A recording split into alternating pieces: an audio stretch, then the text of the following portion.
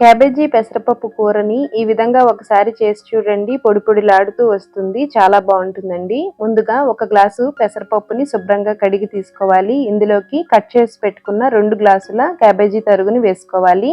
అర స్పూను అల్లం తరుగుని వేసుకుని, పావు స్పూను పసుపు వేసుకోవాలి. పావు స్పూను సాల్ట్ వేసుకుని, ఒక గ్లాసు వాటర్ వేసుకుని కుక్కర్లో పెట్టుకుని ఉడికించుకోవాలి. ఒక 2 విజిల్స్ వస్తే సరిపోతుందండి. విడిగా అయినా ఉడికించుకోవచ్చు. అల్లం తరుగు వేయడం వల్ల క్యాబేజీ ఉడికేటప్పుడు వచ్చే వాసన తగ్గుతుంది.